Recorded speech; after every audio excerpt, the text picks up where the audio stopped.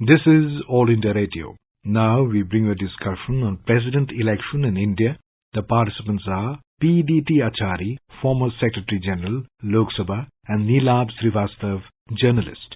The Election Commission of India has declared the schedule for the 16th presidential election, which is the highest elected office in the largest democracy of the world, which is India. And this is why, because the 5-year term of office of the current president, Mr. Ramnath Kovind, is ending on July 24th. And under Article 324 of the Constitution of India, the Election Commission is mandated to hold the elections to the office of the President. As we all know, the Election Commission headed by the CEC, Mr. Rajiv Kumar, yesterday declared that the polling for these elections will take place on July 18. The possible polling, if it comes to polling, it will take place on July 18 and then the counting on July 21. The total number of electors who are eligible to vote are 4809. Now, to explain and discuss the procedure and the scheme of the election, we have Mr. Achary with us. Mr. Achary, these polls be conducted. What is the electoral college? What is the nominations and who's going to be the returning officer? What are the basics as to holding the election to the president's office in the country? The Article 54 of the Constitution describes the electoral college. The president is elected by an electoral college, as you know. And this electoral college actually consists of elected members of parliament of both houses and elected members of the state assemblies. They constitute the electoral college. In fact, the nominated members cannot vote because they are not a part of the electoral college. Similarly, in many states, you have the legislative councils. So those members are also not eligible to vote in the presidential election. So only the elected assembly members are members of the electoral college. So only they can vote. Now, you asked about the returning officer. The returning officer this time is the Secretary General of Sabha. They alternate between these two houses. Next time it will be the Secretary General of Lok Sabha. It goes like that because I was a returning officer at some time in 2008 when Pratibha Patil was the candidate. So at that time it was the Lok Sabha's turn. And the next time it was the Rajya Sabha. It goes like that. Right. The Election Commission, Mr. Achary, was speaking about the value of votes of every state, of the MLAs and the MPs. Yeah. Please tell our listeners as to what is this value of votes. See, the Article 55 of the Constitution lays down a formula for computing the value of votes. In fact, people should know that the presidential election is slightly different from the other elections in the sense that here every vote has a certain value. And that this kind of a formula has been devised mainly for maintaining uniformity of the scale of representation of the states and also the parity between the assembly and parliament. So far as the total votes are concerned. So that is why this formula has been laid down in the Constitution. As for the formula, the value of the vote of an assembly member is computed by dividing the total population of the state by the total number of members of the assembly and further divided by 1,000. Then you will get the value of the votes. Here one thing you must note, that is that the population that is relevant here is of the population that was ascertained by the census which was conducted in 1971. Because the Constitution was amended to provide for this. In fact, that amendment says that till 2026, the population that will be relevant for consideration on these matters will be of the population of 1971. And in 2026, of course, after that there will be a census and after that the things will change. Otherwise, as of today, it is the population of 1971 that is relevant for computation of the value of the members of the assembly. So this is the formula. Right. The Election Commission, now when it declares the schedule for the elections, now there is a day for nomination, Mr. Achary, and there is a date also for taking away someone who probably can withdraw his nomination. There are different other days when the Election Commission also will notify and then the process begins. Would this also mean that the particular candidates, essentially now it is a two-person contest, one by the party in power and one by the opposition. So does this also entail campaigning and canvassing? Will the candidates also go to the respective states and different regions to campaign for themselves? Yes, they are free to do that and sufficient time is given to the candidates for campaigning because these candidates are supposed to visit the state capitals and meet the members of the assembly. So they are the voters. So naturally, the candidates are free to campaign among all these various state legislators. Another salient point what the Election Commission declared was that this is going to be a secret ballot. As we all know, when we vote for Assembly and Lok Sabha polls and a few other elections within the country, it is essentially a secret ballot. The Election Commission said so, that the presidential polls will also be a secret ballot, and that no whip can be issued by any political party to their MPs and MLAs. What does this mean, Mr. Achary? Actually, this is an election conducted by the Election Commission. Now, so far as the whip is concerned, that is relevant only for the proceedings in the House. That is voting in the House. And where if a person votes against the whip of a political party, then he will be disqualified under the anti-defection law. That is the 10th schedule of the Constitution. But here, the 10th schedule of the Constitution does not apply at all because it has nothing to do with the proceedings inside the House. Right. Also about the procedure of the nomination as compared to what happens during the Assembly or the Lok Sabha elections.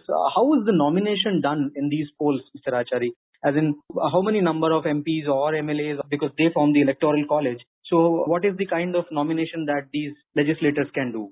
See, each nomination has to be proposed by 50 electors and seconded by 50 electors. So total there should be 100 people who will be supporting these nominations.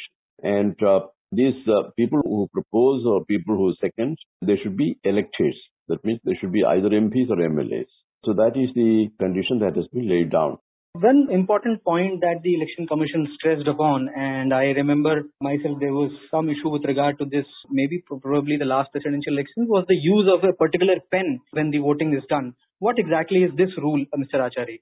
Actually, there is a rule which says that the pen to be used in the voting is the one which is supplied by the Election Commission. You cannot use your own pen for that. So that is a stipulation under the rule. And I think that is what the Election Commission has said in its press conference.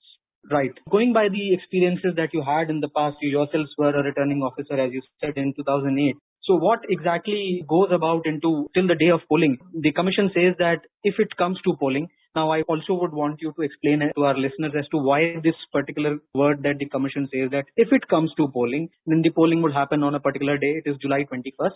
And what exactly happens if it is going to be a bipolar contest, one candidate by the party in power, the government itself and the opposition? So how does all these things go up to the date of the polling if it happens, Mr. Achary? Actually, the point is that if there is only one candidate in the field after the last date of withdrawal of nomination, if there is only one candidate left in the field, then there is no need for any poll as such, because that candidate will be declared elected unopposed. That is what he meant, if there is a need for poll. But if there is more than one, because there is only one vacancy, we have to elect one president. And therefore, if there are two candidates, naturally there will be a poll. And then through the poll, it will be decided who will be the president. That is what is meant by what he said. Right. And what exactly is the location for polling during the presidential elections, Mr. Achary? Is it going to be the state assemblies or the parliament in Delhi? The polling stations are in Parliament House as well as the state capitals, that is in the assemblies, in all the assemblies in the states and also the union territories.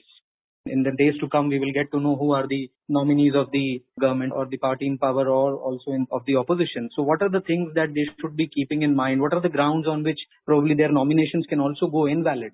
You see, a nomination requires certain things which are very essential for the nomination. Number one, the electoral entry has to be there because every candidate who is standing for president has to be a voter in any of the constituencies. So his name should be there in the electoral roll. And if his name is not there in the electoral roll, then at the threshold, the nomination can be rejected. Actually, as per this law, what I have found is that there will be many sort of non-serious candidates who will be filing nominations. And the law does not check that. Actually, the law provides for the rejection of nomination only on two grounds. That is, if the nomination is submitted beyond the time stipulated and if it is not accompanied by the electoral roll entry. These two things, if either of these things happens, then the nomination will be rejected at the threshold. Otherwise, all other nominations, non-serious nominations, will be accepted. Now, by non-serious nominations, what I mean is that a little while ago, I said that it has to be proposed and seconded by 50 persons each. Now, many of these non-serious nominations do not contain that. I mean, nobody proposes their name or nobody seconds their name. Therefore, that vital thing is missing in all these nomination papers. But still, because of this legal provision, the nominations have to be accepted. And then they can be rejected only at the stage of scrutiny. So at the stage of scrutiny, naturally, these nominations can be rejected on the grounds that it does not contain the proposer's name or the requisite number of proposers or the requisite number of secondaries and so on. So that is how it is. In fact, there were many funny things which used to happen in those days because people who would come forward and file nominations, they would name, for example, Hanuman as the proposer, Right. and Hanuman and then Ravan. Somebody would say Ravan. In this manner, such frivolous things would be there in the nomination papers, but yet we have to accept those nominations. We cannot reject them at the threshold. So they can be rejected only at the time of scrutiny. Right, to rule out all those non-serious candidates, as you mentioned. Yeah. Now that you said that the legislators can vote MPs, if I'm correct, if I understood it correctly, the MPs can vote it in their states or in the parliament in Delhi. Yeah. The voting, how does that happen, Mr. Achary? Because we have seen EVMs now for many decades now being used in the polls in the country. Is this going to be an EVM-based poll or is this going to be a paper ballot poll? And how does that, if it is paper ballot, if I'm correct, then how does that happen? Is there a procedure to put it in the box? I will explain it to you. In fact, EVM is not there. It cannot be used. It's a paper ballot. And the paper ballot, it is like any other election. The returning officer will be there and the candidate's agents will be sitting there. The voter will come. He will be given the ballot paper and also the pen.